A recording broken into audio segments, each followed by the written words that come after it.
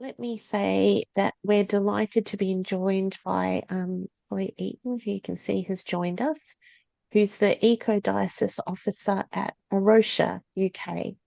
He's going to provide us with an update on Arosha's 10th anniversary, which is this year, and then run a Q&A, a question and answer session for us around the Eco Church Awards. So if you've ever had any burning questions about the Eco Church survey, this is a good opportunity.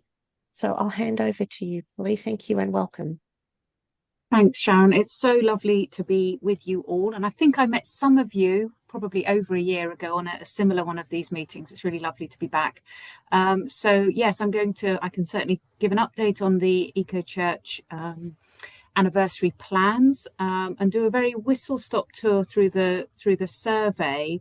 I'm sure many of you are familiar with that and quite involved in it already, but just highlight a couple of resources that I think might be useful, and then most of the time we can have as Q&A, because I'm sure some of you have questions, practical questions about doing the survey in your settings. So as Sharon said, we're celebrating the Eco Church. Sorry, I'm just going to move on to a couple of my slides. The Eco Church 10th anniversary, and in that time we've seen we're well over 4,000 church awards, 8,000 churches registered with Eco Church in that time. So it's just grown enormously. What we're going to be doing for our 10th anniversary is having 4 key services around England and Wales. One of those will take place in Exeter. We're just finalising the date of that particular service and location, but it will probably be towards the autumn. Those 4 services are being sort of planned collaboratively in each setting, and they'll have opportunities for networking and meeting as well. So if you're not signed up to the Eco Church and Arosha UK communications, just please do that to make sure you're updated, and we share those on our events page. So those will be happening, but we are also just about to, probably next week, publish a resource about having your own celebrations. So we're going to be having a resource with just a few ideas about how you might celebrate in your own setting. And you might choose to have an Eco Church celebration within your own church. That might be focused on maybe an award that you've recently gained, but it might be just to do with Earth Day or a moment that you choose. So there's some quite fun ideas in that, and I'll touch on 1 or 2 of those in what I can share with you today. So that's a resource that will come out next week and be shared via our various communications. So just on a fairly quick go through some of the things on the Eco Church survey. As I say, this may be familiar, but I hope there'll be a few new things for people who are very embedded in Eco Church already. So Eco Church is part of the Arosha UK programme of activities where our overall aim is caring for the earth and demonstrating Christian hope for God's world. Eco Church is one of our programmes. We have a Partners in Action programme, which is our conservation programme, working with Christian landlords, whether they're farmers, retreat centres or individual small holdings, helping landowners to manage their land for nature. And Wild Christian is our programme where we support individuals, and that's mainly via e-news and email support. You're not alone. There are, as I said, thousands of Eco Churches, and I just prompt you to, if you've not done it, have a look at our Eco Church map, because quite often it can feel a little bit isolated being an Eco Church, but actually we're cross-denominational. So you may discover there's a Methodist church or a URC church just down the road that may be on a similar place to you that you might network with and work together on things. Or there may be a silver or gold Eco Church near you that can be a good source of support, or those burning questions that you want to ask. So if you've not looked at the map, it's a good way of exploring the churches near you. So just super quick, skip through these slides about the Eco Church survey. It was updated over a year ago just to be a more robust, rigorous survey where we encourage churches to take ownership. So there are some questions there about making statements of commitment, and sometimes that can be done as a church PCC, statements that you may choose to put on your website to say, we recognise the crisis of the climate and the environmental crisis, and we are taking action. So that's a way of committing as a church. Just to remind people that when you're completing the EcoChurch survey, please do use the additional comments. At the end of each category, there's a box for you to really just explain some of your answers. So always use the additional comments. It really helps when the surveys are reviewed, particularly for the silver and gold level, but also for your reference at bronze. So your surveys are always there. And when you go back and think, oh, what did we put? That was the explanation. We can now update on that with our comments. So those are good spaces to use on this EcoChurch platform. The 5 categories remain the same on the EcoChurch survey, but just slightly, the titles have slightly changed. But the thing to note is that we have pathways. So for the buildings and energy and the land and nature category, there are pathway options. So that means that on buildings and energy, if you are a church that's a busy, active church, you will use pathway 1. If you're a church who don't meet often in your own building or have no building at all, you would choose pathway 3. And an intermittently church or small church would use pathway 2. Similarly for land and nature, if you have very little land or no land at all, just perhaps a car park, you would choose pathway 2 on the land and nature category. So one of the things about EcoChurch is we just encourage churches to have a go, take the plunge. And that might mean that if you've not looked at the survey for a long time, please do go back and have a look at it and just have a go at doing the survey and see where you are on that. If you gained an award 2 or 3 years ago, you might be thinking, oh, I wonder where we are on the updated survey. So just have a go at that, and then you can be seeing that sort of baseline of where you are. And the best way to do that is on the EcoChurch platform, rather than just looking at the documentation, because once you put your answers on the platform, you'll see that scale of your progress. I'll explain that in a minute. So just some of the practicalities. I always like to highlight that we have an EcoChurch website and we have an EcoChurch platform. The website is where you'll find all the resources, where you'll find downloadable PDFs of the survey questions, stories, inspiration. On the platform, which you can access via the little green button on the website, takes you to the EcoChurch platform, and that is the mechanism for completing your survey and for making your application for an award. That's the only way you can do that. And sometimes it can get a little bit confusing if you're newer to the survey, but those 2 distinctive areas. The platform is very blue and white, and the EcoChurch website is very colourful. But those 2 distinctions, and you can move between the 2. On the platform, it looks a little bit like this, where you've got little windows into each of the 5 categories. And then once you open that window, you go in and see all of the questions, and you can open each in turn. As you move along, so this is looking at the worship and teaching category, you can see the numbered questions there. As you open each question and respond, this bar across the top changes colour. So you might be starting, it starts at blue.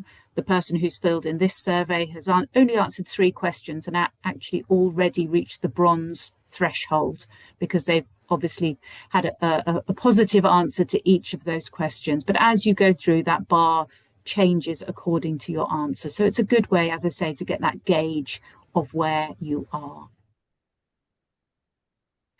So I just want to share this document and highlight this to you, because this document is called Getting Started, and I've shared with Sharon these slides, so you can have a PDF version of these slides and you can click on the links here to easily find the documents. But this document called Getting Started, even if you're not getting started, even if you're already a silver EcoChurch or even a gold, it's a good place to kind of think, how do we take this forward within our worshipping community?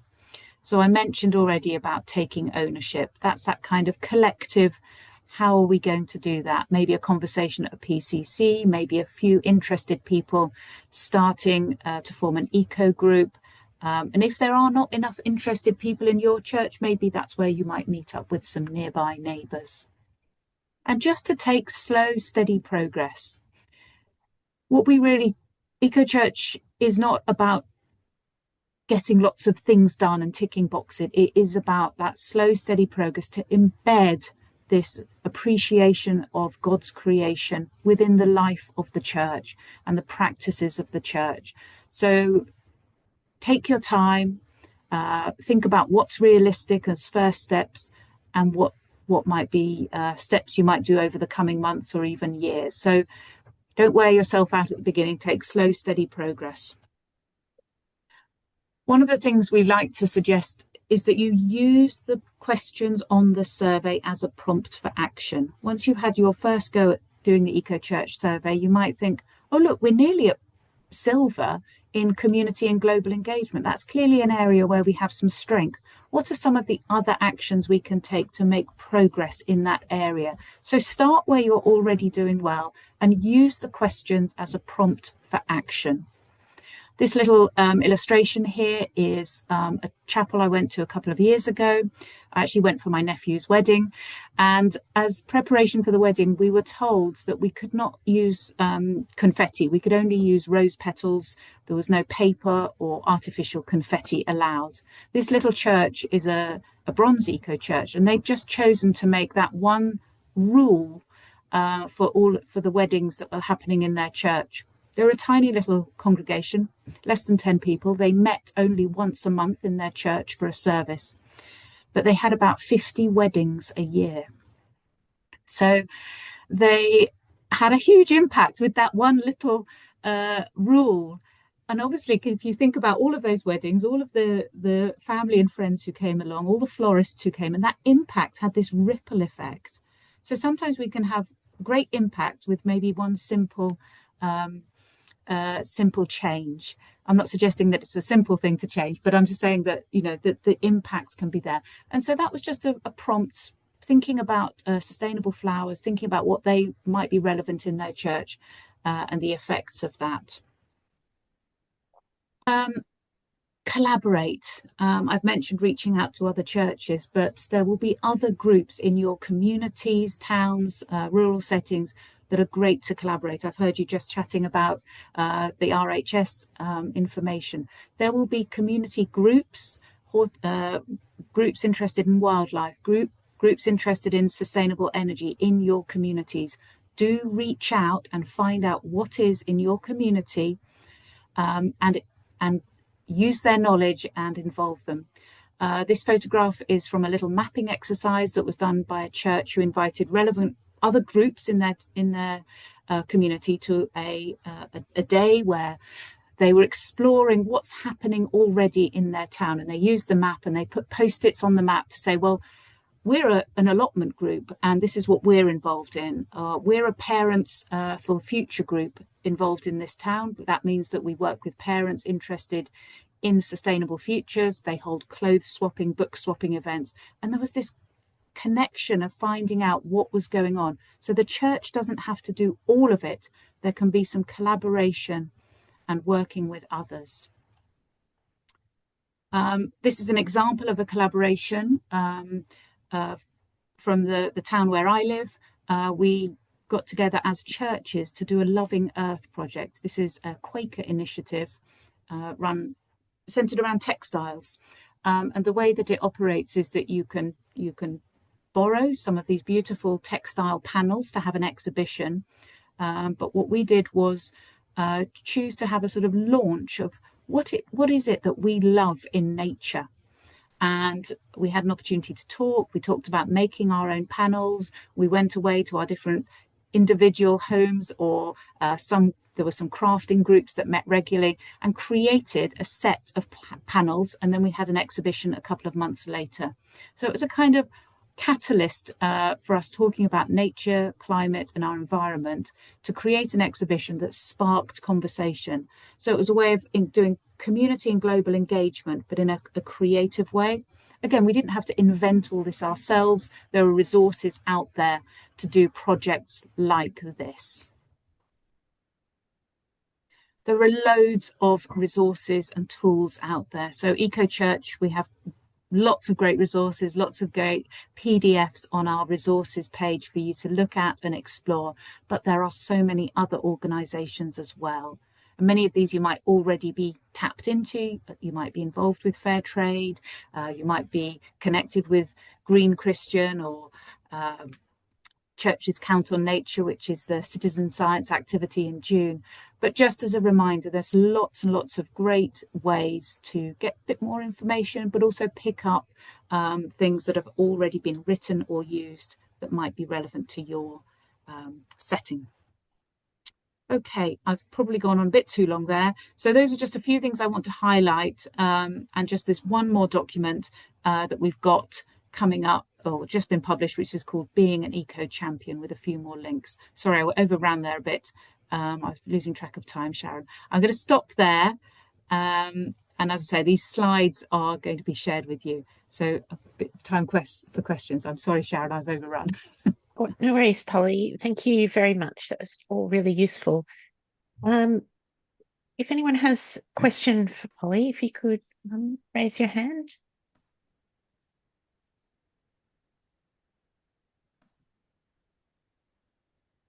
Yeah, Kirsten. Hi, Polly. I've got some rather specific questions. Forgive me.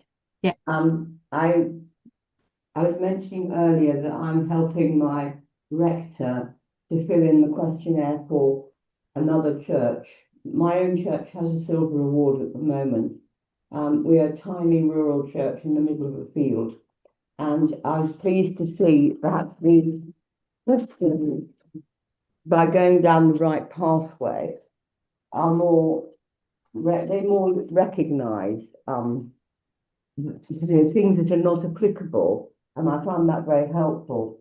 However, I've got a very specific couple of questions in building and energy. Okay, question 11. Sorry, everybody else, but you need to understand the nitty-gritty of these things. Question 11, it talks about heating pipes, and you have to say whether or not you have insulated your heating pipes. And I think the answers are yes, no, don't know. But I have no heating pipes. What am I supposed to answer to that question? You have no heating pipes at all in your building? No, none at all. And are you doing pathway 1 or 2? I'm doing the little church. It doesn't have much going on in it. Probably pathway 2. And there's not a not applicable there? No, that's what I'm querying. Why isn't there a not applicable? Okay. So I will look into that, but because that does make sense. If you're doing, definitely makes sense. And I think therefore one of the things we always say is use honesty and integrity with your questions. So actually, so because you may not gain points. I'm trying to think of what the best answer to say is. I mean, well, I do know that if a question is not applicable, I'm a mathematician, so don't worry about that. I know how to work out percentages. The number on the bottom of the fraction change is reduced. That's how I was it. You reassured me last time I asked all these questions. But that question is an unfair one. And so is number 22, because it talks about your boiler. We don't have a boiler, and there's no way of saying I don't have a boiler, or that question's not applicable. So again, that's correct in. And there's another question I was trying to find it. It's question 13 on one of the things about engaging with social media. Well, we don't engage with social media. We are morally opposed to social media in my church. And what I would say is that there's no way of saying that either. So there are still a couple of questions. You said very interestingly that, you could look at the thing where you were close to another. If you were doing very well, you sort of got a high bronze score, you were nearly silver. So that would be an area to concentrate on. But how do you know that you're very close to the value? Because there's no indication on the sliding scale. You are where you are. And you have to answer, if you want to find out how many more points you need for the next level, you have to give false answers questions just to experiment. And I can't figure out how you know that. No, you absolutely play with the survey and see what's How to get And yourself you can open more than one survey at the same time. So you might have a sort of practice one, and you might have, a real a one. So real you can one. open Yeah. a couple of Yeah. surveys. And you're right about that question 11 not having and not applicable.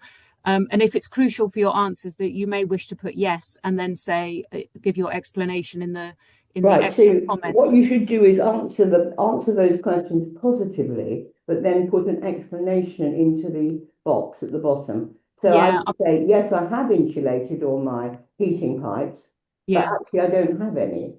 yeah. No. So But you're rather than saying no, which is my instinct, is to say no, which reduces your score. Well, it doesn't. It just doesn't add points. That's the Yeah, thing. So well, it yeah. doesn't necessarily reduce it. But yes, you're right. Yeah, no, I think it may be appropriate to say yes in that instance. And I would say it's a good highlight that there should be a not applicable on that question. And Yeah. the other thing I wanted to ask, sorry, this is absolutely the last question. When we did the questionnaire before, you got the different colours in your different boxes. And Yeah. then my understanding is your award was based on the lowest one that you got. So if there were 5 boxes, you could Yes. have had 4 gold and 1 bronze, so you got a bronze Yes. award. Is that still the case? Yeah, that's So right. Yes. your golds can't compensate for your bronzes. No, you need to reach the threshold in all levels to get your award. Thank you. You've been very helpful. I'm very grateful, Polly. Thank you. Okay. Thank you. There was Thank you, another Kirsten. Andrew Hill. Hi, Polly. Andrew Hill, Methodist. So a question about district rather than eco-diocese. Yeah. I'm in what was the Cornwall district, and was a lone voice for a while. The district agreed several years ago to become an eco-district at the synod. They voted unanimously for it and then did nothing. And now the Cornwall district has become the Southwest Peninsula district, so we had to start all over again. And the district synod, I gather, which I don't go to anymore, voted unanimously to become an eco-district and then did nothing. How can anybody put a bomb under the district? I just get so frustrated that they all say, yes, we're doing things. And then the only answer is, well, you do something. And I'm of an age where I'm shedding things I'm doing. I've got enough to do locally. I know it's an unanswerable question, but any thoughts? I think my thought would be the Methodist Church actually nationally is doing an incredible job. And if you've not, for anyone, do go to the Methodist Church environmental pages. There are some really excellent resources there and information, because they are a very active church. I've just popped in the chat the link for the Eco District page on our website for that. And you'll see other districts who've already got their bronze district awards. So just for people who don't know, there are your church awards, and then there are these regional denominational awards as well. So all I can say is just to encourage them that they're going to fall behind. So maybe if that competitive bit might spur them on, but there are some really good progress being made with districts. So I really hope, and I think if there's a sort of groundswell of churches within the district, that might be an impetus to push. It's very likely that they're getting there already as a district. No, okay. I would then push on with the churches. Yeah. With the individual churches. Thank you. Thank you. I'm happy to be around for a few minutes, Sharon, but I appreciate if you need to. We need to move on to the next section, Polly, but thank you for that, and thank you for the questions. Really appreciate your time, Polly. That's brilliant. Just a reminder to everybody that if you get stuck with your survey, please reach out to me. I can talk to you on the phone, online, or I can come and see you to help you brainstorm, or with even the practicalities of the survey. I'm more than happy. Some of our churches are in communities which, since the storm, don't have very good internet connectivity, so I can come along with my laptop and help with that. So if you join me in thanking Polly for her time. Thank you. Thank you so much, Polly. You're welcome to stay with us or leave as you need to do. I know you're very busy. I will stay for a bit. Thanks, Sharon. Okay, no worries. Now I'd like to welcome Claire Green, who you'll see has joined us on the screen. Claire is the Diocese of Truro Schools Officer, and she's joining us to provide an overview of the Speak Up program she's running with school children in the diocese and how we might help. Over to you, Claire. Hello, nice to see you, everyone. Sorry I was late today. I'm afraid I was at a meeting this morning with the education team. But it's lovely to be here, lovely to see you all. So I'm going to attempt to share a screen, which may or may not go well.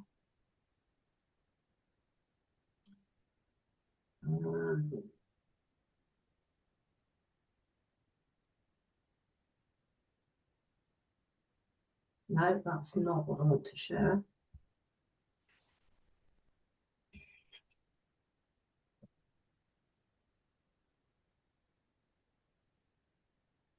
Sorry. No worries. Claire. Technology. Yeah, it's not mine.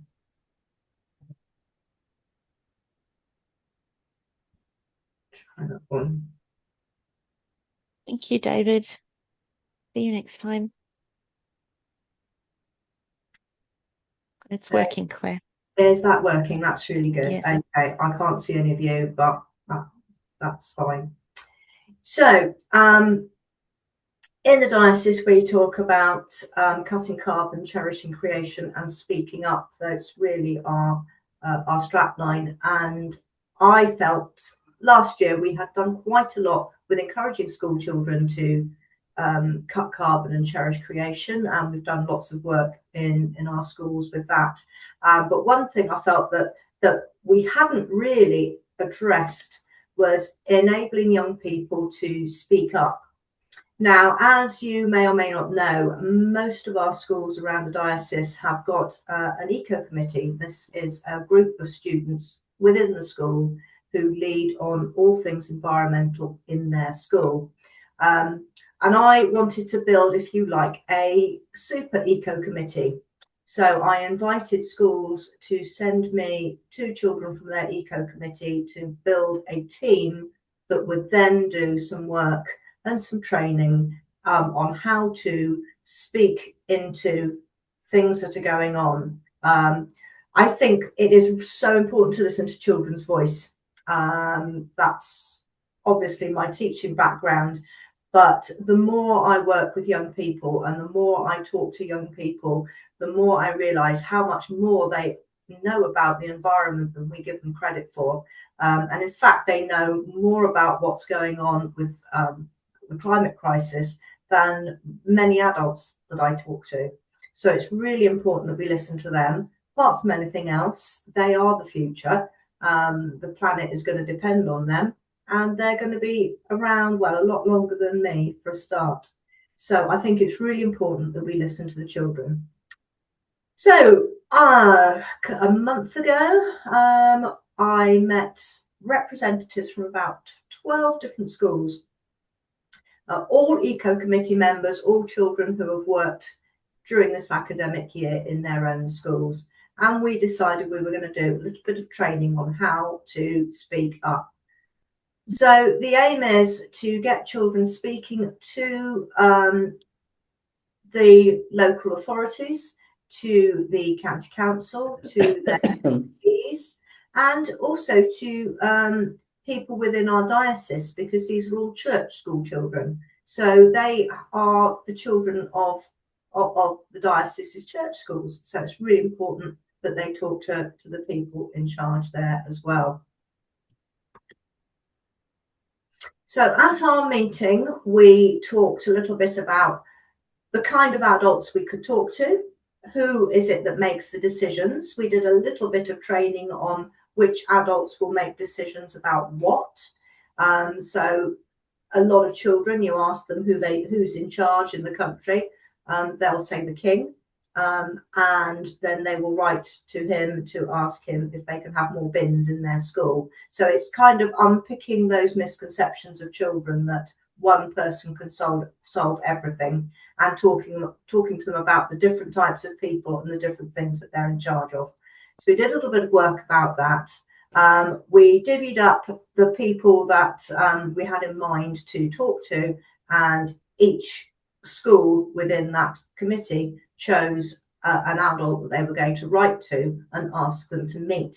So we planned a letter. The children all wrote letters. The children spent some time talking about their priorities, and we were trying to encourage them not to think just about the priorities within their own school and their own area, but to look a bit wider and think about the issues that affect the whole diocese of all our schools. We made a big point of they were now going to represent all the diocese schools, not just their own school. So it's not just their own problem. And we did have a look, and we did find that there are a lot of things that the schools all seem to have in common. The biggest one, interestingly enough, was litter. They all seem to have issues and problems with litter. So that's something that they want to address. The other thing was they were very, very keen to plant more trees. I think that might have been because our meeting was about a week after Storm Goretti, and quite a lot of the children had seen trees fallen down and trees destroyed, and they were quite concerned about this. So we wrote our letters. I think the letters that they wrote, very difficult to refuse children when they write to you. So that's quite good. And off the back of that, we have managed to persuade quite a few people to talk to them, which is really good. And I don't know if you read recently that the Bishop of Norwich, who is the bishop in charge of the environment, has recently been named as one of the 100 most influential people on the environment in the country. Well, some of our children from one of our schools is going to be meeting him in a fortnight's time to talk about trees in Cornwall, apart from other things. So I'm really quite pleased about that. So we partnered up with an organisation called Hope for the Future. Hope for the Future work. I'm an educator. I know children. I can work with children, but Hope for the Future have a far better idea of how best to engage with, particularly with politicians, how to set smart targets for politicians rather than just tell them your worries. It's important to ask politicians to do something specific. So Hope for the Future are involved with us. They're going to meet with the children, and they're going to run a workshop for the children on writing a manifesto. This will help the children to kind of get all their thoughts together, put them into some kind of order, and Hope for the Future will then help the children to write some smart targets for people they're going to meet, which will hopefully really mean that what might have started as a bit of a let's educate our children in how to speak to adults and let's empower our children to speak up is going to turn into something that can actually bring about real change, which I think will be fantastic. So the idea then with our next meeting will be a workshop led by Hope for the Future, who'll be coming down to Truro, and our children will be coming together again to do that. Now, once we have written all our letters and got together the thoughts about what it is we're going to be asking for, these are the people that we're going to be engaging with. We have yet to write to the MPs. That is something that's on my list of things to do this week, to warn the MPs that there will be letters from children winging their way, and whether we can have a meeting with them in the summer term. But we have already set up meetings for the children with Bishop David and Bishop Graham. We are hoping that one of the groups of children will be putting in an appearance at the next DBE meeting, which is going to be held in their school, which is quite nice. and we've also asked to speak to the DEC. We will also be hoping to come and let some of the children speak to yourselves about this, because I think it's really good for them to talk to like-minded adults who will be happy to listen to and engage with them. So that is kind of where we are with that little project at the moment. I'm going to try and stop sharing and do that. Thank you, Claire. See if I can find you great. again. Can you see us all again now? I can't. No. At the top. There you all Yeah, are. yeah, in gallery. Yeah. So the idea is then the way that I am requesting from my friends here in this gathering is that you would provide for the children a sympathetic audience. You would listen to their presentation, maybe ask a few relevant questions of the children, and the children may well come and want to know a little bit about what you're doing and what you do within your communities. It would also be quite useful if any of your churches are situated near to any of the schools that are taking part in this project, to reach out to these schools and see if you can become involved, if we can work with churches and schools together, which, as you know, is a bit of a passion of mine, to get children working with their local churches and building that sense of community within towns and villages. So that is really a whistle-stop tour of my most recent projects. Hopefully it will be successful. I will be very grateful for your prayers for our upcoming meeting with Hope for the Future, and that I will get lots of positive responses, or the children will get lots of positive responses when they write to ask their MPs to meet with them and the county council, and that people will listen. And that you ask any child in our primary schools who Greta Thunberg is, and they could all tell you who she is. And I wouldn't be surprised if we haven't got the next Greta Thunberg in one of our schools. But I think it's so important to empower our children to speak up and to give their opinion, voice what they feel about what's happening in the environment, because my goodness, are they knowledgeable about it? You would be amazed. So that's where we are. Thank you very much for that, Claire. Does anyone have any questions for Claire? Raise a hand. Wendy? I'd just like to ask Claire how we find out which of the schools are involved with this, to see if they are local to us.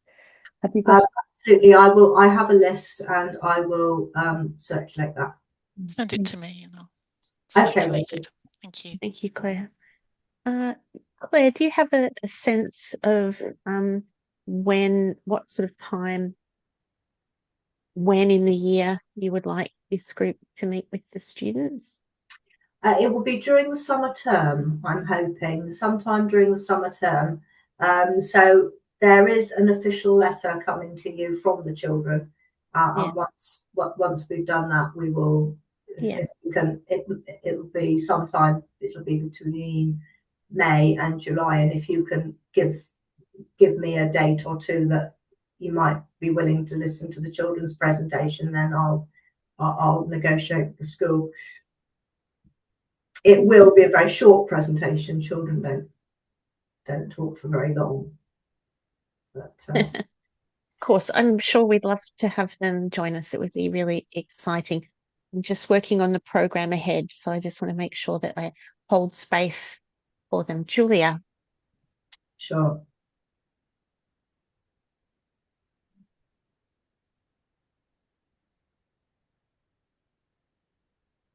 I lost my my audio, Claire. Lovely to see you.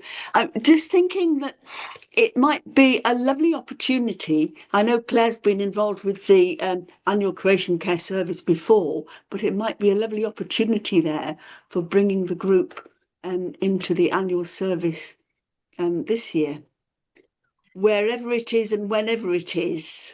It's certainly something I can ask the schools about. The only issue with our service is it tends to be on a Saturday, and getting children out of school, it's very reliant on their parents wanting to bring them. But it's certainly something that I could invite the children to, and possibly even a couple of children could say something about the project.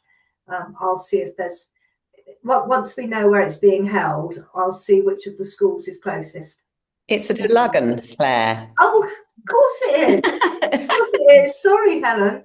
So, very easy to get to. So it would be St Meriadocs then would be your closest school. Yeah. So I'll have a chat with Rob Banks at St Meriadocs, and it could be that a couple of their Speak Up children could come and come to that service. Yeah, that'd be good. Lovely idea.